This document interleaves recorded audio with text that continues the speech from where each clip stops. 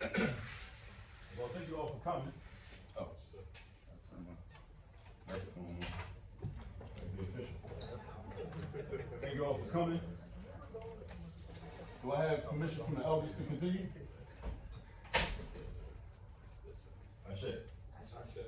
So the title of my presentation is Leveraging Historical Black Math Exemplars in Order to Reach a Brighter Future, right? So this is how I was trying to tie into the work that I'm already been doing with Afrofuturism, right? Considering the future. All right.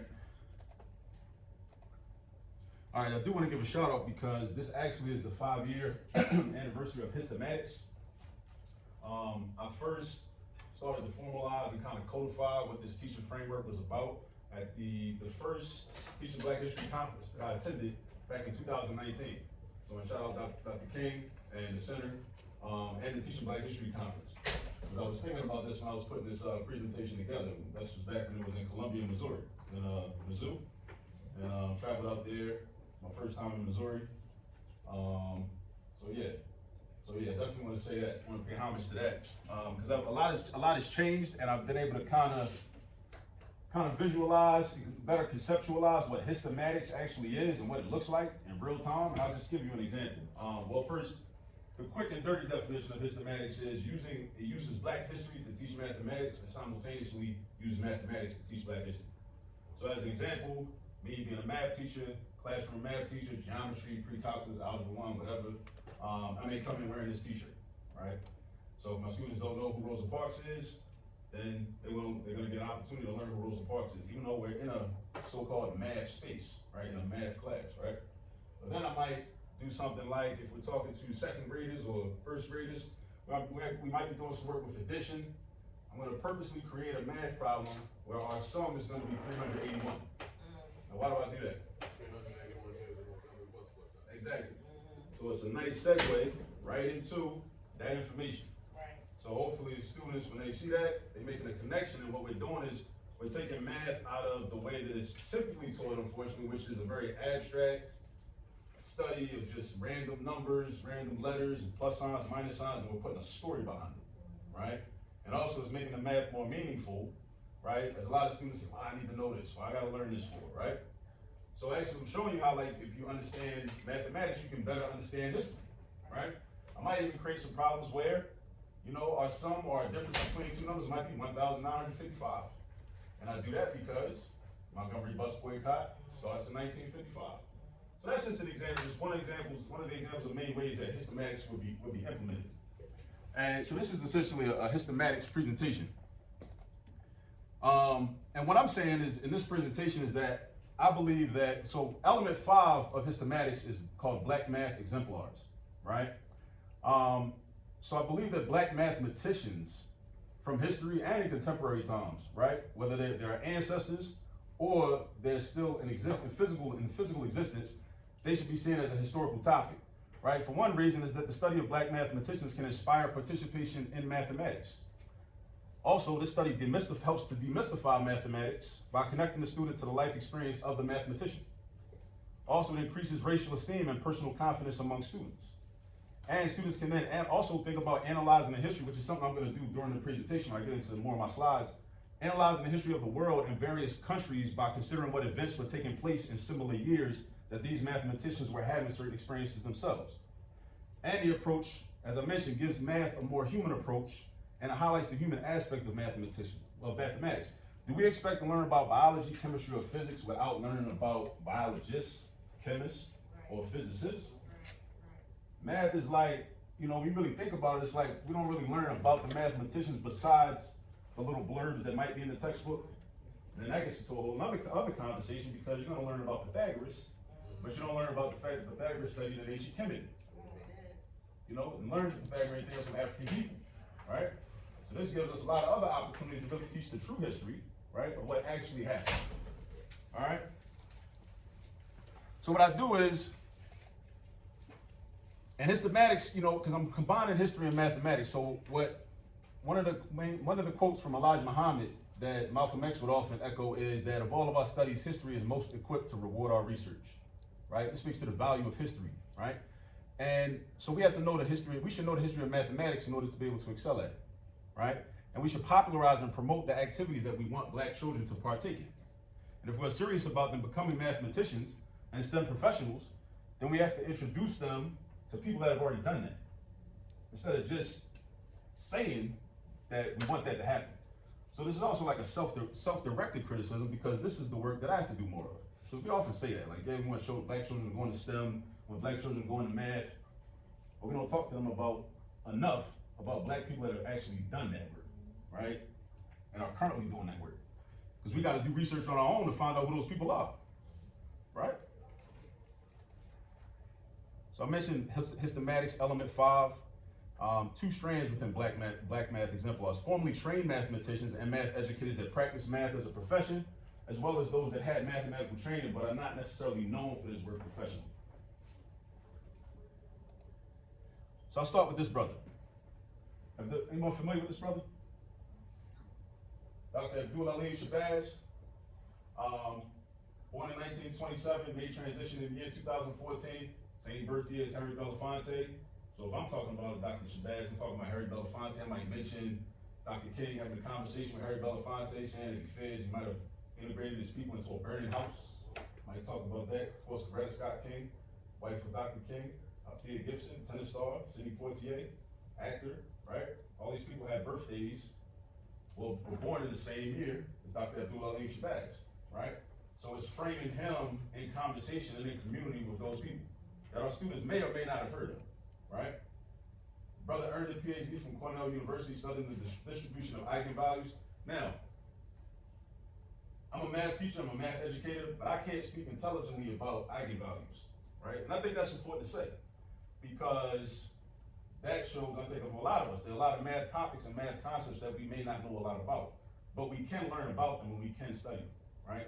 And I think it's also important at times to let students know that we don't know everything, right? So the distribution, as a matter of fact, all of the PhD mathematicians that are featured in this presentation, I'm not well versed in any of their work, right? At that level, right? But it is something that interests me, right? Because it's of a mathematical orientation, right? Okay. Brother taught at Tuskegee University, so we can introduce conversation about George Washington Carver, Booker T. Washington, while talking about him. Taught at Atlanta University. This is way before Atlanta University combines with Clark College to become Clark Atlanta University, right? Also was a member of the Nation of Islam, taught at the University of Islam. And then he just taught, in different places before returning to Clark Atlanta University and then at Lincoln, because he was asked to leave Clark Atlanta University. Why was he asked to leave? Because he put forth effort to try to increase the number of black professors in the math department at Clark Atlanta University. And got pushback from that. So he was asked to leave. Then he was asked to leave Lincoln because he had some different views around several things. He got into it with some white professors that were there that had differences of opinion in his pedagogy. He didn't really necessarily believe in how placement tests were being used. Placement tests were being used to kind of pigeonhole a lot of black students into remedial level math courses, right? And they weren't being used as just a way to track data and say, okay, this is what we need to teach them. It was a way to just track what students we don't want to teach. You say, okay, well, you're in remedial math, so that means like basically you're dumb and you don't know math, so okay, we're gonna put you in this remedial class. We have very low expectations of you, so we're gonna treat you that way, right? So he pushed back on that. Some people in the department didn't like that. So we ended up leaving Lincoln as well, and then ended up teaching at Grambling down in Louisiana. So that's a little bit about this brother. My father has a saying, youth is wasted on the young. And it's applicable here too, because when I was a freshman, my freshman year at college, I spent at Morehouse College. Before that year, there was a summer program I attended called the Center of Excellence. And this brother was my math professor. We had to take calculus. I had no idea who he was, right? I'm 17 years old. I sat in community with him for like a month, learning calculus. I had no idea, right? So these are the types of things I'm trying to avoid for like future generations, Also, like his kind of claim to fame was that he's responsible for training more black math PhDs than anyone else in history. Right? So you go to a lot of like math departments, in colleges around the country now, and you see, different math PhDs that are black. He's probably responding, like in terms of their genealogy, many of them come through him, more than half. Gloria Ford Gilmer. Born in 1928, same year as my Angela. This puts her in community with her. Born in Baltimore. That's where I was raised. That's where I was born, where I was raised. So me having been raised in Baltimore, you know, I appreciate learning this history, learning about her. Because growing up in Baltimore, I didn't learn about a lot of black people that like really study math and excelled in math to this level. She also went to Morgan State, which is my alma mater. All right, I graduated from Morgan State. She then got a master's degree from the University of Pennsylvania. She then went to the University of Wisconsin-Madison at first, but then she decided she wanted to start a family. So she left that program, and then she was a classroom teacher, and then she went back to Marquette to finish her PhD work. She got a PhD in curriculum and instruction, right? Her title was Effects of Small Discussion Groups on Self-Paced Instruction in a Developmental Algebra Course, right, in the college level. And she studied under a brother named Clarence Stevens at Morgan, who I'm going to talk about in another slide. She ended up teaching at 6 different HBCUs. She taught at Clark, she taught at Norfolk State, I want to say she taught at Virginia State. She taught at Morgan. At one point, she did ballistics research at Aberdeen Proving Ground. But I think one of the most important things to me, which is kind of reflective in the work that I'm doing, is ethnomathematics. Anyone ever heard of ethnomathematics? Yeah, ethnomathematics, I think of it as like math for the culture, right? So let me talk a little bit about ethnomathematics.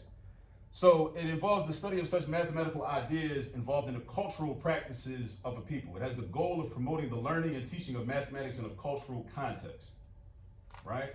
So this is basically how we meet students where they are, right? We consider, okay, what are your daily activities? What is your culture? And then say, okay, well, how can I then use algebra to do what you're already doing, as opposed to, we're just gonna deal with this Eurocentric textbook and the examples that it gives, because that's coming out of a culture of whoever wrote that textbook, most likely, right? And then you have to try to figure out and make sense of that, and maybe something that you've never been exposed to, right? In 1985, she co-founded and was on the executive board of the International Study Group on Ethnomathematics, of which she also was the president from 1985 to 1996. This quote is important. Chatting with a friend, this is from an article that was written about her. Chatting with a friend at a wedding reception one day, a guest's braided hair caught Gloria Gilmer's eye. Her friend, unimpressed, turned to her and said, "I can't stand that hairstyle." And she says, "But look at his scalp," Gilmer replied. "It's completely tessellated with hexagons." So y'all notice that? When y'all raise your hand if you know how to braid hair. You do braids, right? When you do the parts, sometimes they might be squares, rectangles, trapezoids, all types of stuff, right? That's geometry, right? That's the way for us to teach geometry using that, right? "But look at his scalp," Gilmer replied. "It's completely tessellated with hexagons." Her friend laughed. Gloria Ford Gilmer was known for seeing mathematics in places others did not. But she was also known for understanding the power mathematics could have in building a more just and equitable world. So the tessellation stayed with her, and within a few years became the basis for a project that aimed to bring hair braiding into the math classroom, asking not only how their geometry could help students build skills, but how math could help stylists outside the classroom build community wealth. Over the course of a long career, Gilmer brought a unique vision and drive to her classrooms, to the professional spaces of the mathematics community, and to the growing international ethnomathematics movement. And she wrote an article entitled, hold on a second, move this out the way. The black part, right? All right, we go. Appreciate it. She wrote an article reflecting all this research entitled "Mathematical Patterns in African American Hairstyles," if anyone's interested in that.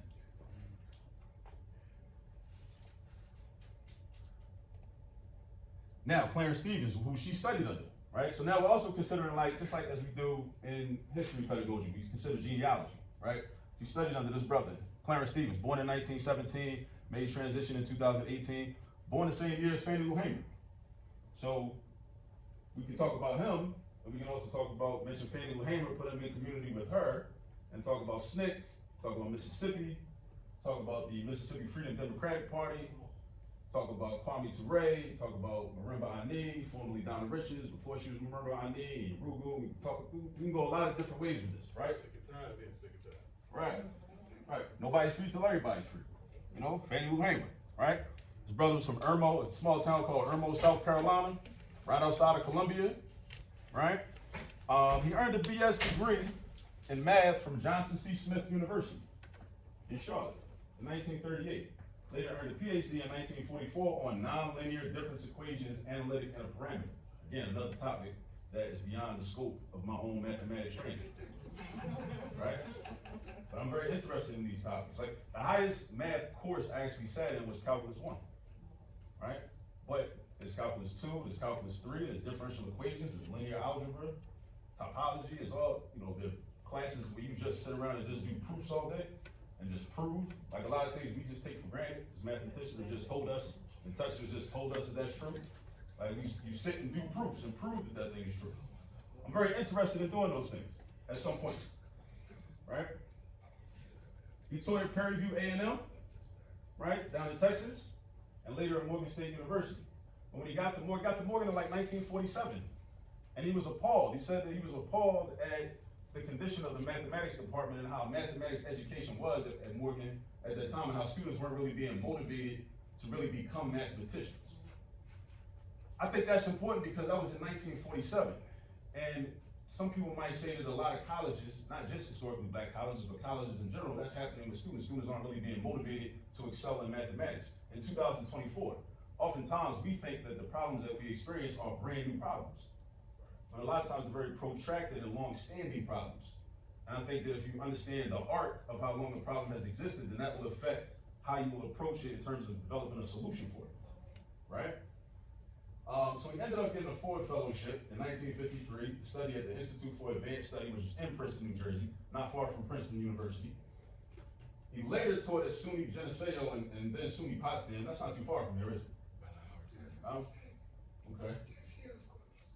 While he was there, he developed what's known as the Morgan-Potsdam model, right? And there's a book about this, if anyone's interested, called Math Education at Its Best, the Potsdam model, all right? And then, it's a little bit of information about the Potsdam model. The Morgan-Potsdam model, named after two of the institutions that he spent the majority of his career at, is founded on the idea that the study of pure mathematics can be learned by a large number of students if they are provided with a supportive and caring environment, right? Also, the environment was meant to consist of considerate and well-trained teachers, continuous encouragement, successful role models.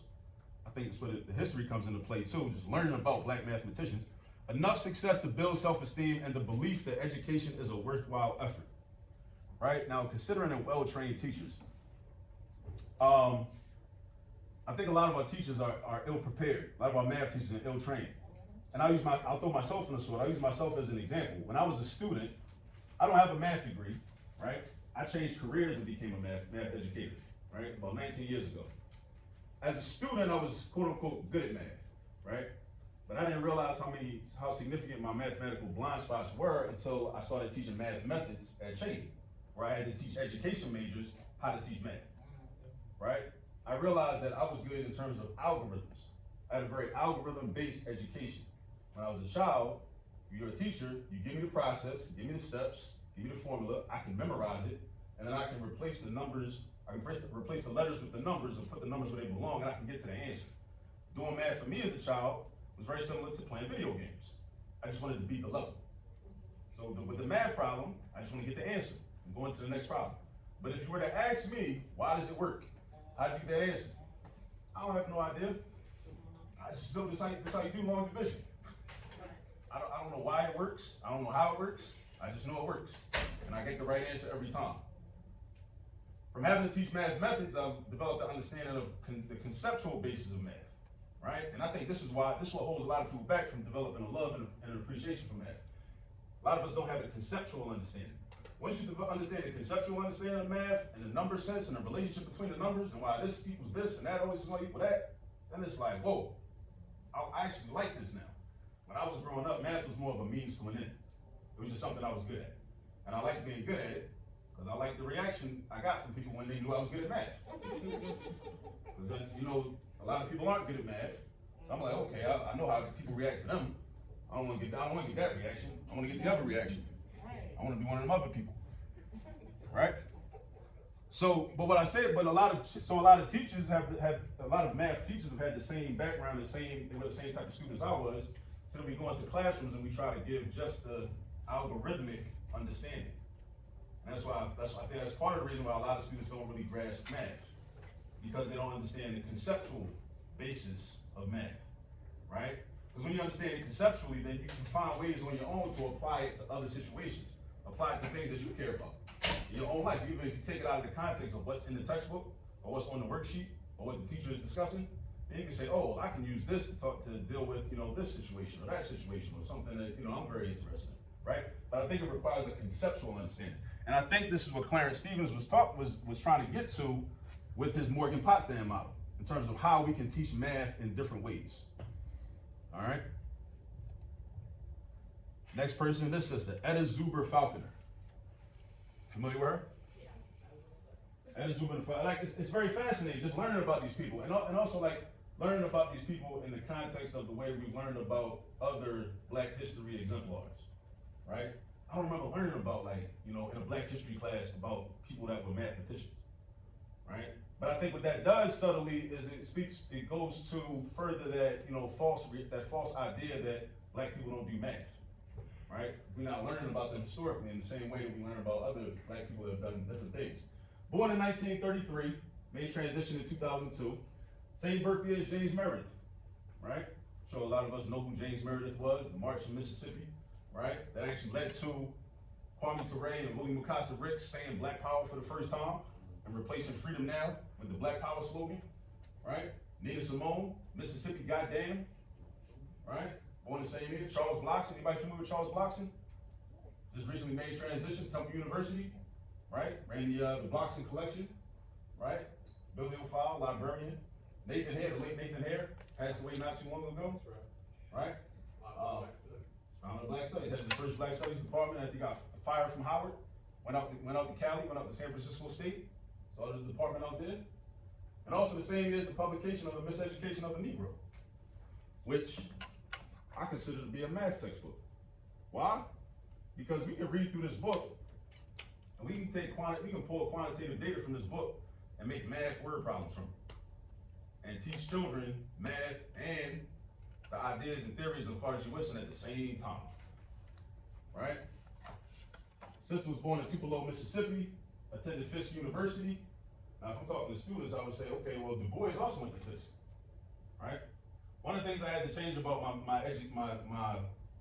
my teacher things I used to do is when I would try to give a quick description of who Du Bois was, I would say, oh, first Black man to get a PhD from Harvard. But then I had to check myself and realize, like, what's so special about that? I'm going to Harvard, right? And privilege is Harvard, privilege in Harvard, right? And I think that we have a tendency sometimes to always do that, to talk about the first Black person that did this, first Black person that did that in a white controlled space, as if that somehow validates them and makes them more human, right? So I started talking about other things that Du Bois is known for, like going to Fisk, historically Black college in Nashville, Tennessee. So if I was talking to students, I would say, we do a quick math problem. How many years later did Etta Zuber Falconer graduate from Fisk than when Du Bois graduated from Fisk, right? We as adults can do it too, helps keep us sharp. Just do a little math, without your iPhone, by the way. In your head, mental math, right? She was taught by Evelyn Boyd Granville, who I'm also gonna talk about in another slide. Her dissertation was on quasi-group theory, something else I'm interested in, but I'm unfamiliar with, at Emory University down in Atlanta. She taught at Spelman College for many years. She was an associate provost for science programs and policy. She also taught at Norfolk State for like 1 year before returning to Spelman. During her tenure at Spelman College, the number of women majoring in science, math, and engineering tripled to nearly 40%, right? So what I would do is, if I was in a classroom setting, I would say, well, what was the percentage before this happened? So if it tripled to nearly 40%, I might say, well, a number close to 40 is 39. Why did I pick 39? Because 39 is a multiple of 3. And if it tripled to nearly 40%, maybe it tripled to 39% actually, then I divide 39 by 3 and get 13. So then I would say, oh, so before her, 13% of the population in Spelman were majoring in science, math, and engineering. And now it's 40%. So now we can actually do that type of math and do it mentally and do it quickly and do it on our own. We can get a better idea of what's happening, because if somebody just throws percentages at you, how do you, as a classroom teacher, how do you know if your students really understand what that means? If they don't understand the concept of a percentage, right? Which is one of the reasons that, one of the benefits of hystematics is because in a math classroom, you can't hide if you don't know what 40% really means. and you can't do problems where you have to find 40% or find 40% of this or 40% of that. But in a history class, you can kind of hide because you can read the paragraph. Like, let's say I had a student read this bullet point. Say, read that bullet point. And they read this bullet point and then say 40% at the end. I don't know if they don't know what that concept means, right? But if they don't know what that concept means, how can they really understand what they just read? If they don't know what 40% means, or they don't know what it means to triple to 40%. Because now you're talking about percentage change, percentage increases and decreases, right? Another mathematical concept. She started a summer science program for pre-freshmen. She started Spring Science Day, NASA Women in Science program, the NASA Undergraduate Science Research Program, the College Honors Program, and a local chapter of NAM. NAM stands for the National Association of Mathematicians. All right. She was succeeded by Gloria Gilman, who we already talked about, from Baltimore, at the Mathematical Association of America Project on Blacks and Mathematics. Etta Zuber Falconer, very important black mathematician. Studied under this woman, Evelyn Boyd Granville, born in 1924, same year as Amilcar Cabral. Who's familiar with Amilcar Cabral? Yeah, I think Amilcar Cabral is definitely somebody we should know about. A brother from Guinea-Bissau, Cape Verde Islands in West Africa, trained as an agricultural engineer, which helped him to understand the value and the importance of land, which led him to becoming a revolutionary, because he understood that revolution is really all about land. Because once you control your land, then you can always get food, because you can grow the food on the land. You can always get clothes, because you can grow the cotton, or grow whatever your clothes are gonna be made of on the land. You can always have shelter, cut some trees down, build some houses, right? You got the natural resources, everything's in the land, right? Amilcar Cabral, born in the same year. All right, Amilcar Cabral is the reason I decided to go to Lincoln, get my master's in ed leadership years ago, because I was doing some study on him, got a book in the mail about him. There was a picture of him standing at a lectern, and then the caption read, like 1972, Amilcar Cabral is being given an honorary doctorate by Lincoln University. That sealed the deal for me. I decided to go to Lincoln for my master's. Evelyn Boyd Granville, born in Washington, D.C., attended Dunbar High School, formerly the M Street School, where you mentioned Woodson, this education of the Negro, he taught at the M Street School. Earned her Bachelor of Science in Math in 1945. She was the second African American to earn a PhD in mathematics from an American university in functional analysis. Functional analysis. One of the things I had to do while I was doing my research with these PhDs, like, raise your hand if you have a PhD. Is there a difference between somebody saying you received your PhD and versus you earned your PhD? You feel like it's a difference, right? Yeah, because if I say you received your PhD, I feel like I just gave it to you. Like, you ain't really had to put in no work to get it. That's how I felt, because like on a lot of sources, you know, they kind of play with language, right? They say she received or he received the PhD. So I try to use the word earned. I wanted to ask to see. I don't have a PhD, but I have a master's, and I don't want nobody to say that I received a master's. I worked for my master's, right? I ain't receive it. You ain't just give it to me, you know. So I just wanted to ask. All right. So yeah, she taught at Fisk, right? That's where she ended up teaching at Zuber Falconer at Fisk University in Tennessee. Other positions she held were at the National Bureau of Standards and also at IBM. She taught at California State University in Los Angeles. She taught numerical analysis courses, she taught computer programming, and she taught math methods. All right, and then she was part of a program called the Miller Math Improvement Program, right? Where she ended up also teaching elementary school for 2 hours per day, right? She also published a book called Theory and Applications of Mathematics for Teachers, a math methods textbook, right? It came out with a second edition. I'm not sure, I wonder if it's available. I'm interested in getting it for myself.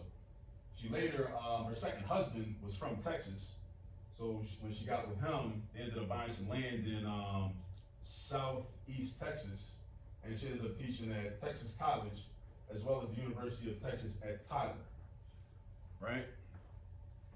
So, but she had when she was teaching math methods, she gained a lot of experience with being in the classroom, teaching the youth, and she had a lot to say about how math is being taught in the classroom. And this was more recent, probably within the last 10 years before she made transition.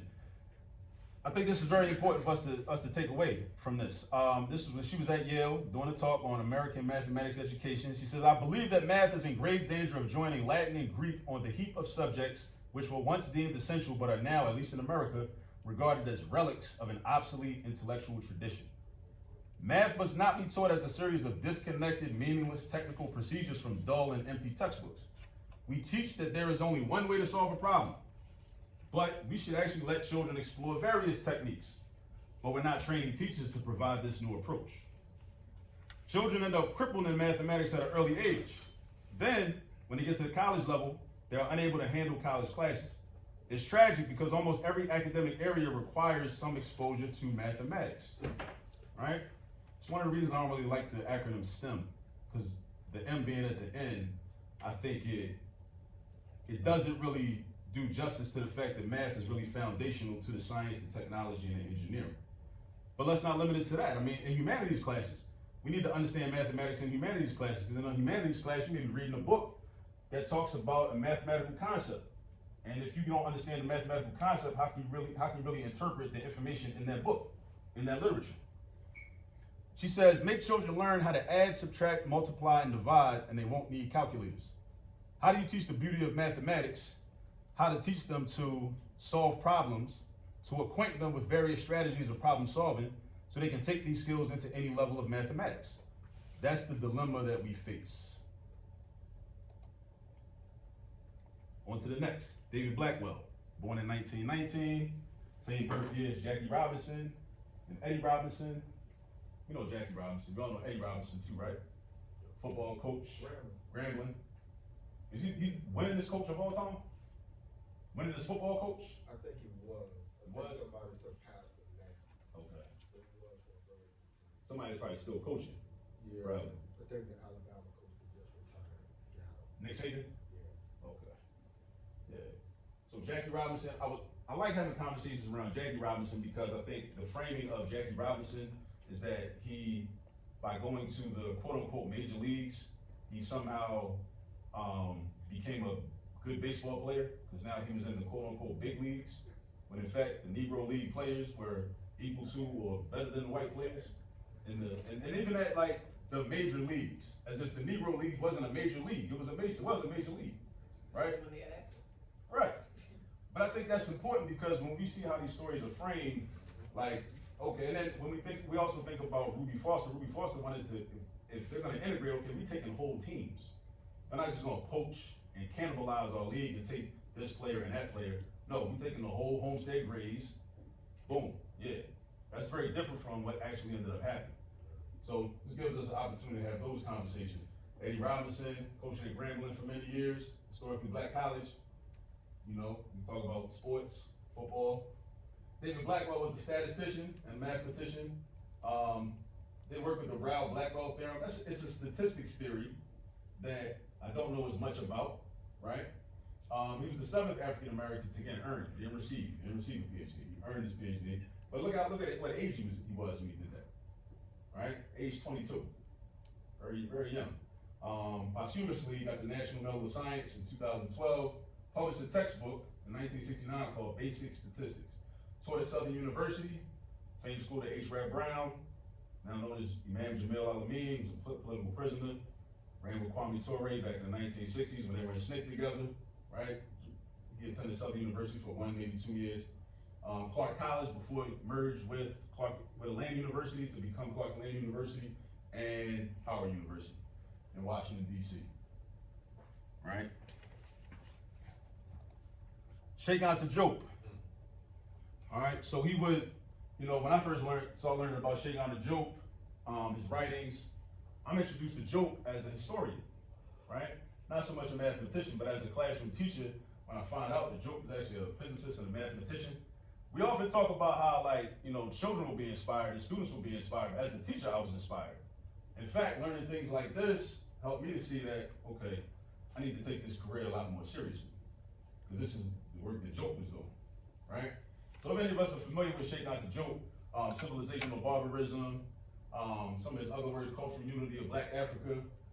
Two-cradle theory, right. Foundational to the African-centered worldview, basically like, you know, using the hard sciences to basically take Egypt back from racist Egyptologists.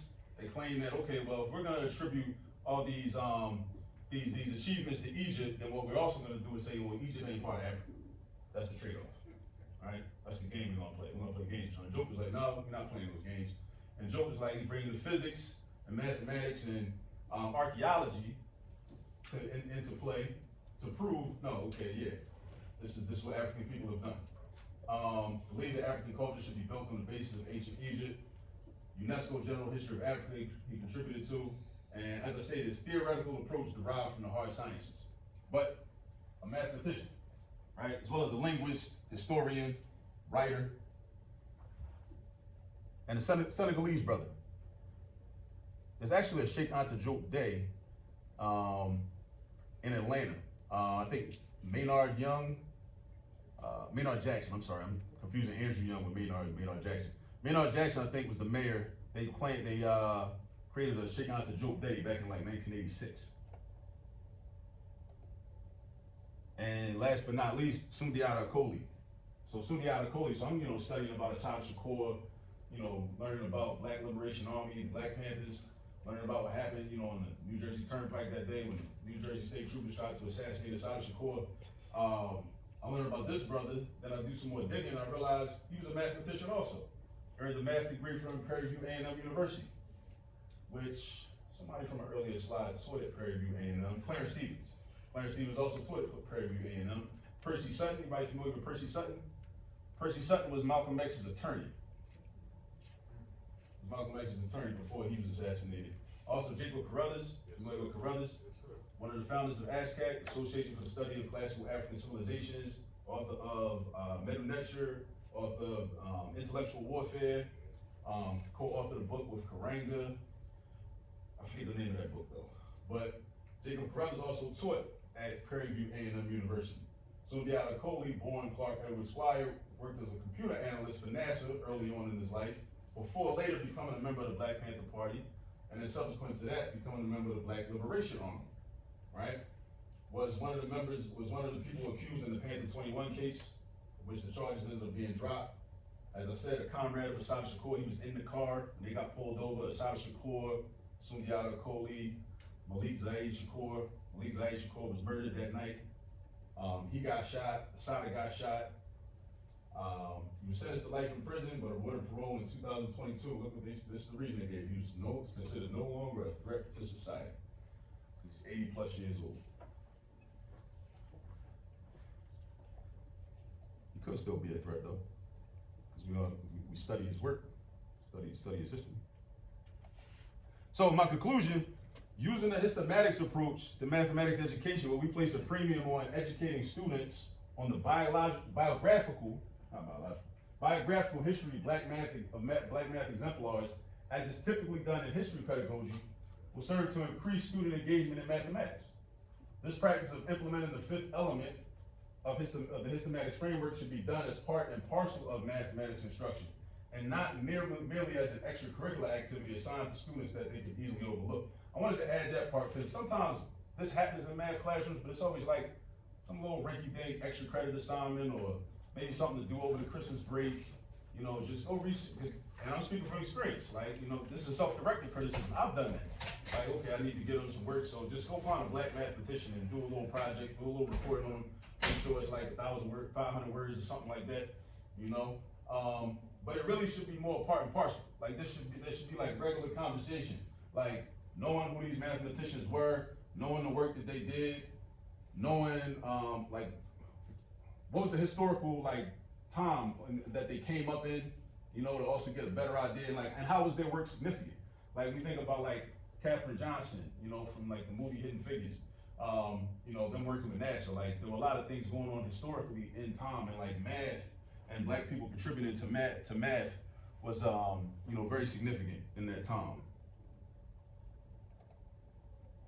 All right, so what I'd like for everybody to do, if you want to, I have a YouTube channel. Some of you know about the YouTube channel already, but if you're interested in staying connected, this is the QR code for the YouTube channel where I teach math on YouTube. I teach culturally relevant, African-centered math on YouTube, right? We got over 700 videos. We go from arithmetic up to calculus 1.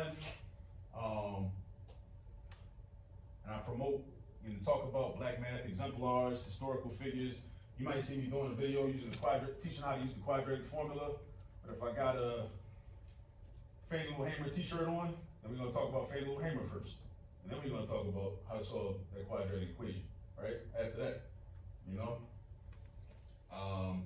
Yeah, contact information, socials, all this, everything is at All This Math. The website, you can't see it, but it's www.allthismath.com. So yeah, just, you know, what I want us to do is think about, and really, I guess I'm not sure if this is more of a task for math teachers or or equally as much of a task for history teachers to teach about and think about math exemplars, because I think that it'll be a way to make people more comfortable with math. Because then they start seeing, oh, there were actual people that really did this. Because I think a lot of us, when we think about people that excel at math, we really don't think they're actual human beings. We think it's something different about them. Like they don't, you know, put their pants on, you know, one leg at a time, like everybody else, you know.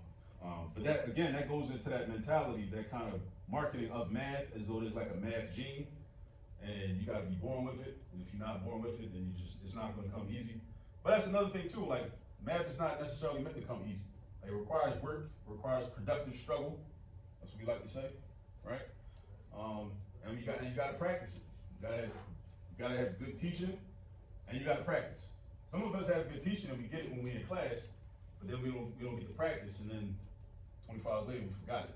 Or if you go to a school where they, you know, are buying into kind of this new age, we don't believe in assigned homework stuff, that I'm not a fan of, you don't get the chance to really practice. And if you don't have parents that are proactive and adamant to give you practice, then you don't have time to really, you know, develop that muscle memory. But I see a lot of parallels between mathematics education and sports training, right? Especially when it comes to like muscle memory, right? Because like if I'm teaching a concept, that's one thing, right? I'm gonna go a lot slower, be very detail oriented. But if I'm doing a problem for my own benefit, a lot of times I'm not thinking about what I'm doing. But that's just because I can look at a problem and just recognize, and from what it looks like and from memory, I just go in, right? And that's what all of us can do with things that we are very skilled at, that we have a lot of experience at. I know a lot of people in here that cook. If somebody asks you how to make the dish that you're very capable of making, it might frustrate you because you actually probably don't think about that. Like, how much of this do you put in? I don't know. I just pour it in until I feel like it's enough, right? So if you had to teach somebody that might be difficult to do because you have muscle memory, right? And it always comes out the way it's supposed to come out, right? Yes. So first, thank you for sharing all this. I think, could you speak to the importance of math identity? You know, I'm leading kids where it's fully okay to say, I'm not a math person. I'm leading a staff who will freely say, I'm not a math person. So I'm coaching them out of, I guess, unacceptable, because we are educators of all these things, and we have to be able to walk in both of these lanes, right? And so, yeah, if you could just speak to the math identity piece, and I'm thinking about its relationship to what you're talking about with systematics. So I definitely think that, what does Kwame Ture say? Power is developed at the level of inception or conception, right? So when you go into the situation thinking, okay, I'm not a math person, I'm not good at math, then before you even get into the classroom, before you even sit down, like before the teacher even writes anything on the board, you already are kind of poisoned with that mindset. Then of course it's going to be a lot more difficult than what it should be, because you already have that implanted belief, right? So of course I think that, you know, we have to figure out ways to have this like paradigm shift, where we start to just, you know, view ourselves differently, view math differently, right? And I know, like, when you're an adult and so many years have went by where you just constantly compounded this belief that I'm not good at this thing, I'm not good at this thing, I'm not good at this thing. So then, like, all that inertia to just stop and then do a U-turn and say, no, I am good at this thing, or at least say I can be good at this thing. I know that can be difficult, but it's really just one of those things in life that it's no way to really get around the difficulty of it. You know, we can't sugarcoat it, but we can say this. I think for me, it becomes an issue of how much do we care about the future generations, because it's like a sacrifice that we have to make for future generations. We have to change ourselves as adults in order that they'll have a fighting chance, right? Because we end up like poisoning our children, whether they're our biological children or children that we just come in contact with, by like kind of rationalizing and making them feel it's okay if you're not good at this thing, right? And then sometimes it's just a slight shift in language. You say, you know, instead of saying, well, I was never good at this, or I can't do this, we might say, well, I haven't learned how to do this yet, you know? But then have a belief, then just make a decision to say, well, let's learn this together. Because I think that's very powerful too. Like parents working with children, right? So we always see the videos with, you know, parents getting frustrated and, you know, yelling at their children because they don't understand the so-called new math, which actually is a misnomer, because it's actually old math, but it's a more conceptual approach to the math, so you can understand it conceptually and break it down. It also prepares children for algebra at an earlier level, right? So when they get to algebra, they're not like, oh, I used to like math before they introduced the letters. When they put the letters in it, now it's crazy, I don't understand it no more, right? So you introduce those concepts, those algebra concepts early on, like distributive property, right? And again, me teaching math methods, I learned this, like, so distributive property wasn't something I learned until I got to algebra. But nowadays, children are learning the distributive property just doing multiplication with just plain numbers, right? So when they get to algebra, they'll already be familiar with that process. All distributive property is this, like if I'm doing 85 times 6, right? Instead of trying to do 85 times 6 the traditional way, I might take 85 and break it down into 80 plus 5. And do each of those, multiply each of those numbers times 6. I distribute the 6 to the 80, I distribute the 6 to the 5. Now, why is that easier? Because it's easier to multiply numbers that end in 0, right? Now, from a hystematics connection, you know, a lot of textbooks call those numbers friendly numbers, numbers that end in 0 or happy numbers. I like saying happy because we can say the Happy River, we can say H-A-P-I, like what our ancestors called the Nile River back in the day, the Happy River. So then we make a history connection. So every time they multiply a number that ends in 0, hopefully they will be thinking about ancient Kemet, right? So those are the types of things, right? So that's considered new math, but it's not new math. There's nothing new really about it, right? But again, it's a conceptual approach. So I think in terms of math identity, we have to start to believe that we can actually do it, right? And even if it's not for you, like if it's not for you, it's for the sake of your children, because it becomes an issue of like how much do you care about the well-being of your children in their future. When I've taught like night school programs with people that have previously dropped out of school, dropped out of high school, never got their diploma, the first day at night of class, I always ask the question, why are you here? Because you need to know, I'm interested, I'm curious, but you need to know why you're here. Because when the problems get hard, you're gonna have a reason to make you wanna stay, make you wanna keep coming back, and not just drop out. A lot of people say a lot of different things, you know, they wanna prove something to themselves, they, you know, wanna finish something they started. I'm like, yeah, that's nice, and I'm always like, well, what about, if you're like 40 years old and you're in a geometry class, because that's the level you were when you dropped out, and you got a 10th grader at home that's also in a geometry class. How powerful would that be? Y'all sit down at the dining room table together, the kitchen table together, and do some geometry together, as a family, as a collective, right? So these are just some things that, you know, I think definitely be helpful. Just, you know, in the family structure, in the household, and also like it reverberating outward, you know, to the community, and then, you know, to all of us, to the society, you know, at large. You know? Any other questions? I hope y'all got some more questions. Comments, concerns? Got some? Yes. I think just in general, in addressing, you know, the emotional piece of it. Mm-hmm. People liked math until they couldn't do it. Yeah. And I always reinforce this with the age group that I'm in. It's like, and then when she couldn't teach you, it became your fault and not hers. Right. As a teacher, you can only say it one way. Say it. Everybody's just gotta get it. I told you, now go do it. And not having that conceptual understanding of math as a teacher in elementary school, it goes back to fractions. Right. And part of the whole is the basis of percentages and all the way up through calculus. But if you don't get that, so it's those pieces of just making it more friendly, more safe, because the absolute right and the absolute wrong. I always use the example. We all look at the corner of the room, no matter wherever we're sitting, we'll see it differently because of our perspective. That's how math can be. You would approach it multiple ways to get to that answer that is deemed correct. But our process doesn't have to be the same. If people get locked into, you have to do it the way I did it, or you're wrong, or you're bad.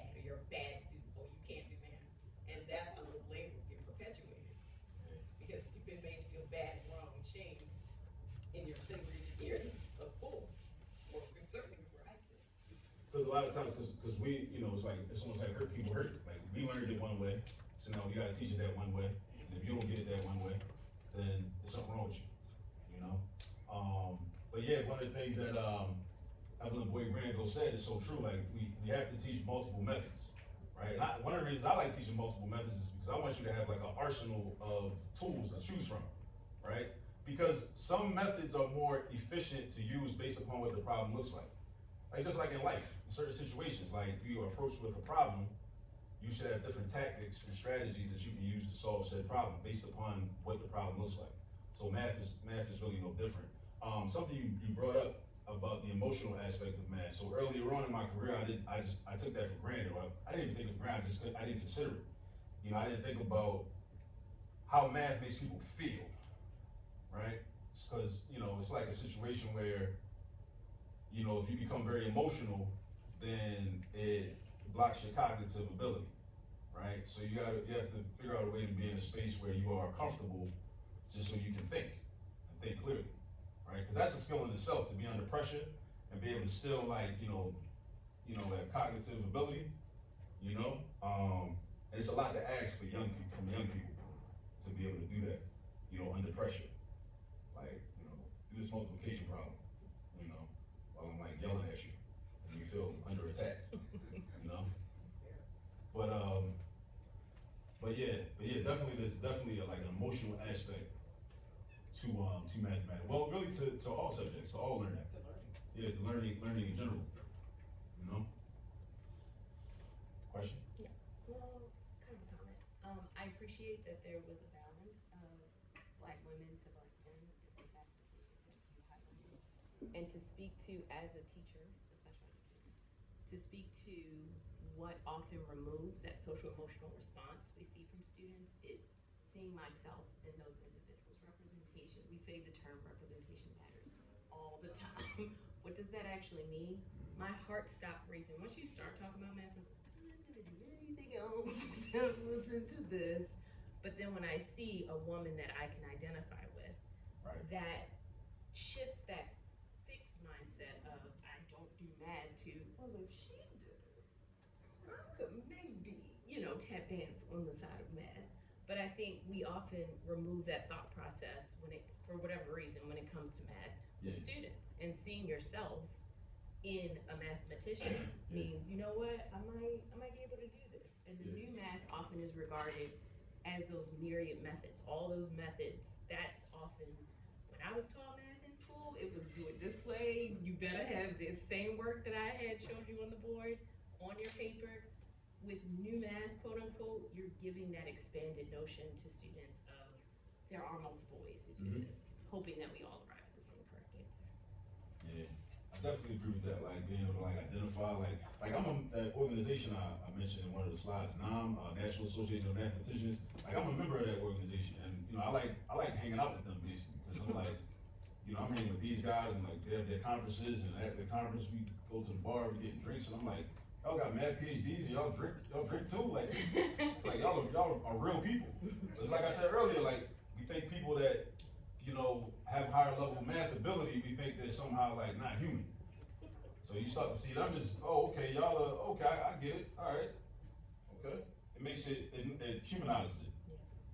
Yeah. To what both of my sisters were saying is, I think about it too, like the compound effect of a child coming from elementary who has been told all those things, receive those messages before they get to me at middle school. So I've taught middle school math for 14 years, and I would always have to be some sort of math healer in the process. Like I couldn't get you to go forward unless I said to you, like, no, you hold on. When you got to me, there's a whole story written before you got to me, and you thought you couldn't do this, but let me tell you how you can do this. Let's rework these thought patterns that you have, right? And so I'm thinking about the framework you presented. I'm thinking about the people that you've given us to go back and look up, and people I wasn't familiar with, right? So I appreciate that. And this is just a drop in the bucket. Right. There's so many more. There's so Right. many more people.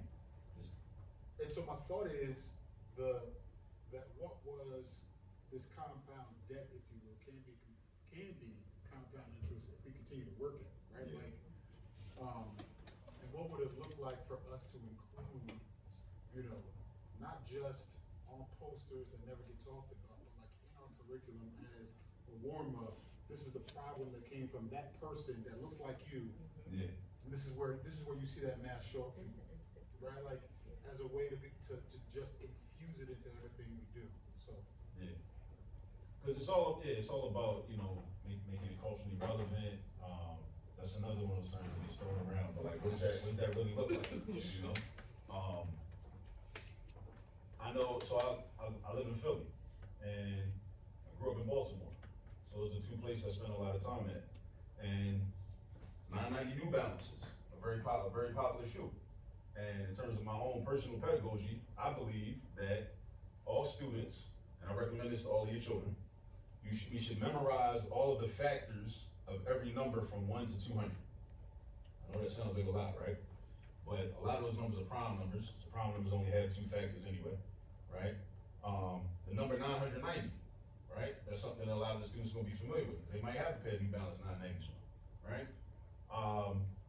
Just as an exercise, let's list all the factors of the number 990 and show the process of how to do it. And what really happens is,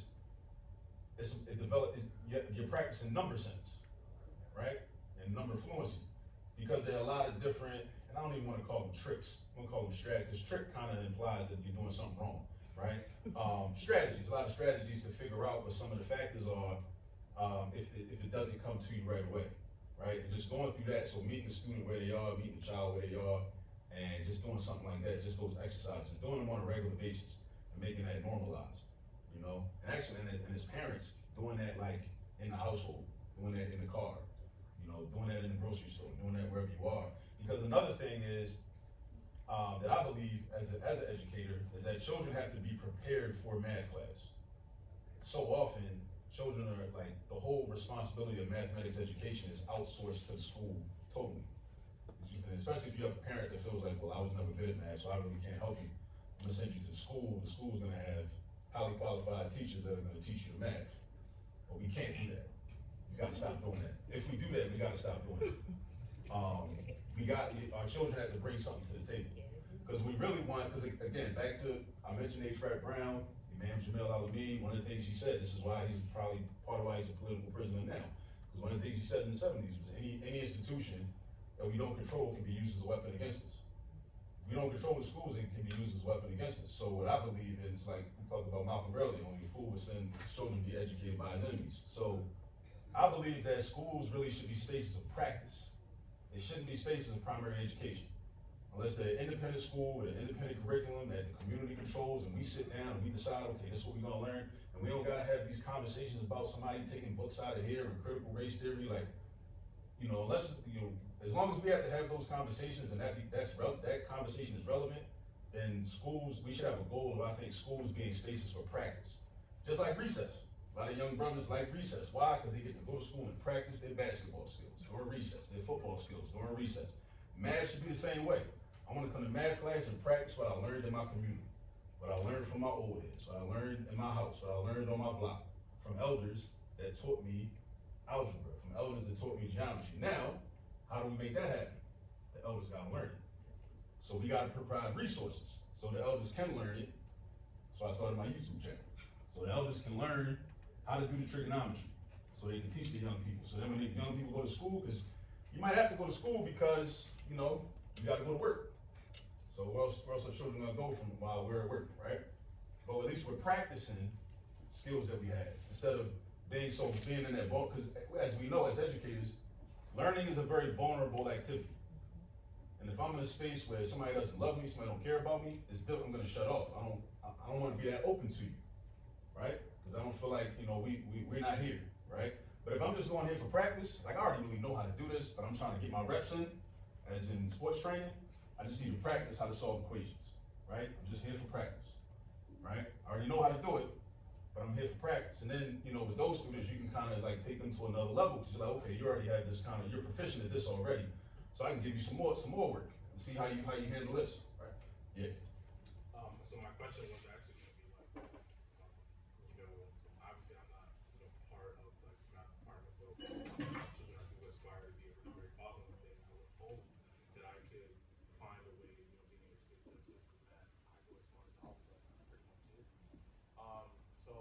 outside of, you said your YouTube channel is a resource, and I just subscribe to it for future references. What are some other ways that, parents can get more involved, to make school practice, or what are some key things that we should know or do, maybe, just to be able to support our children's school, just, I guess, just other strategies that you apply, and what do you do with your children possibly to assist them? And I want you to answer, if you could answer that question from someone who's not a math person. Yeah. If you weren't a math person, how would you go about doing it? Well, let me first say, let me push back. We're all math people. I You knew I was gonna say that. So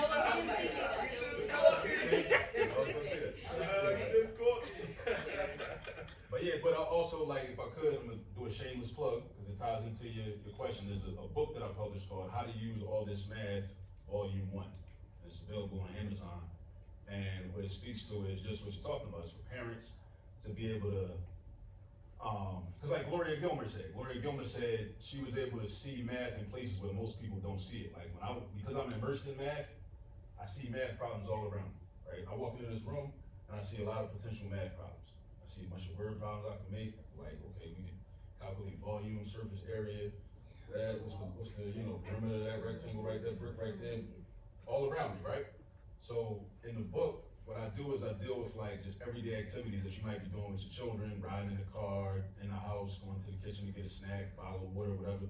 And I show you how you can leverage that and make those become teachable moments. And this is again how we get our children prepared for math class.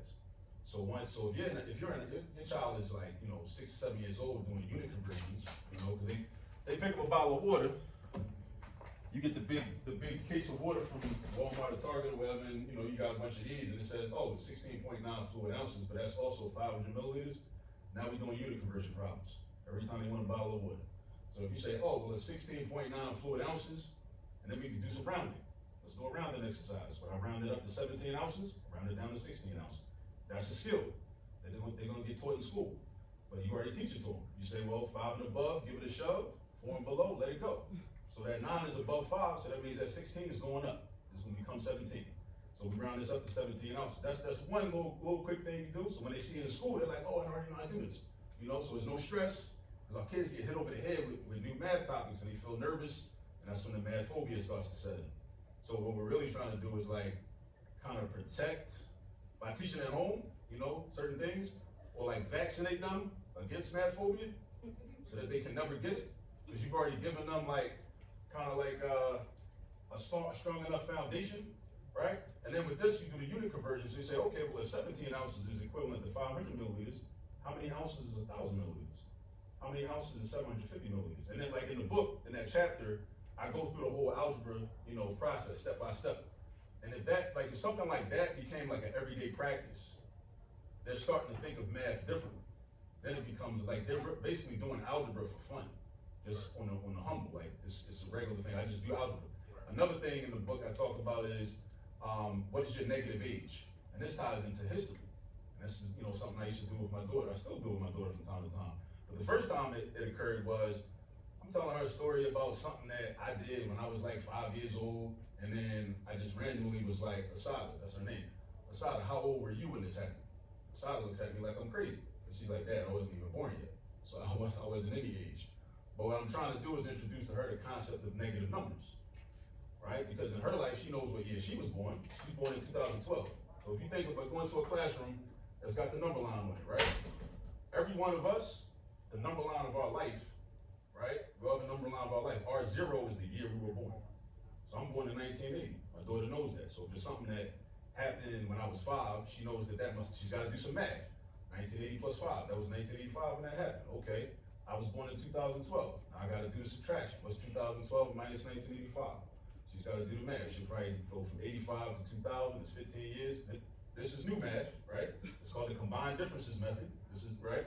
You go from 1985 to 2000, that's 15. You go from 2012 back to 2000, that's 12. Put the 15 with the 12, combine them together, that's 27 years. So because that's her 0 is 2012, anything that happened before that, that's a negative year. So she was negative 27 when that happened. So think about all the times we tell stories to our children about this happened back in the day when I was your age, or remember when this happened, or this happened, like all the stuff we tell our children about that happened before they were even born.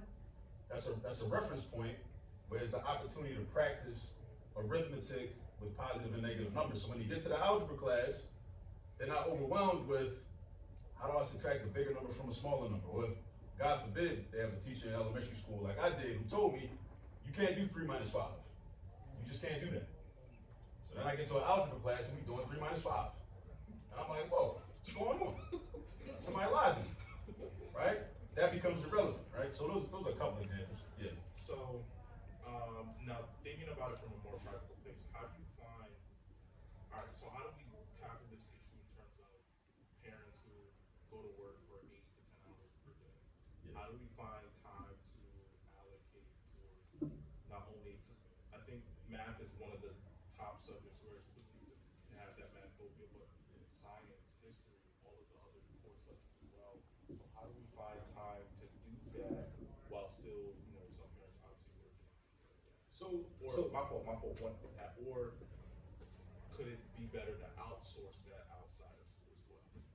Well, yeah, well, again, my hope is like a lot more things will take place in the home, but I try to come up with opportunities where it's like, because it would be great if, we could create classes in the community, and we still probably should do this, and say, okay, we're gonna have this class on Tuesday nights at 7 o'clock. But then to tell the person, okay, well, you obviously can't be at work from 7 o'clock to 8 o'clock during this class. You gotta travel to this class and be there by 7 o'clock. That represents a disruption to somebody's routine already. So what I try to do, like with the book, is come up with examples, well, where I'm not disrupting your routine. So it's like, cause you're already in the, like, man, a lot of stuff can be done in the car, riding to school with your children, about to drop them off. Or let's say you take your children to school on the bus, like, or maybe they walk to school if you live close to the school. Like these different things, that can happen while you're already doing things that you're already committed to doing. Right. And I'm constantly thinking of like more and more ways to make it, like you said, as practical as possible, where we're not creating a disruption to somebody's routine already, where it's like this activity can fit into their routine. Like with, it's part of the convenience of smartphones. Like a lot of times with our smartphone, like we can already be doing a certain thing. Like if I gotta walk here anyway, I can listen to this podcast while I'm walking, right? Listening to this podcast does not disrupt my routine because I know I gotta walk these 2 miles to this place, but I got my AirPods, and while I'm walking to that place, I'm listening to this podcast. So now if I'm walking to this place with my children, another chapter in the book is called license plate games. We're walking past parked cars and looking at the license plates and looking at the numbers in the license plates. We take for granted, and I took for granted for a long time, that a lot of our children do not have addition and subtraction facts memorized. A lot of children might not know what 17 minus 5 is, right? Off the top of their head. So if you see those numbers on license plates, those become math problems. Just add those numbers together. Subtract those numbers from each other. Multiply those numbers by each other. Divide, and so on and so forth. And just make that a common practice. And then, again, they're getting their reps in. So they're getting their reps in, and and then you're getting them prepared for math class, and then hopefully they're developing a solid foundation in math. And then in terms of the emotional aspect, there is an emotion, but it's not fear. It's a different emotion. It's like, oh, I look forward to this. This is what I like. Cause I'll often say, like, I want our children, like black boys as an example, walk into the math classroom with the same confidence, the same swag that you have when you're good at basketball. When I walk into this basketball court, I know what I'm about to do. I'm about to cook somebody, right? Or walk on the football field. I want you to walk into the math classroom with the same confidence, but that takes work and prior preparation, right? So that prior preparation, a lot of things is gonna have to happen outside the school. Schools are not equipped to, under the current circumstances, have the masses of children become proficient in mathematics with the way that they're set up, and I don't think they ever were meant to be.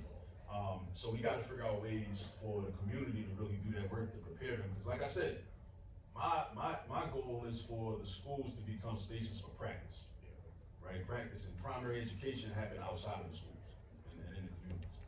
You have a question? Yeah. For families, right? Yeah. Like if you're working 8 to 10 hours a day, that's real. And also making sure your parents are prepared Right. for school. Yeah. And I think we have to market, that value. Because like if you're working 8 to 10 hours a day, you're trying to keep a roof over your children's head, you're trying to make sure they got clothes, make sure they got food, right? So if you see that education as something else that I'm trying to provide for my children, now it's like, okay, I have to do this thing so that they'll also have this education as well. Appreciate y'all coming out. Please check out the YouTube channel. Check out the book if you're interested in that. It's on Amazon. Yeah, if you got any questions, I'll be around. Yeah, bro. Appreciate it, bro. That was good stuff. Good stuff from that. Appreciate it. Yes, sir. Okay.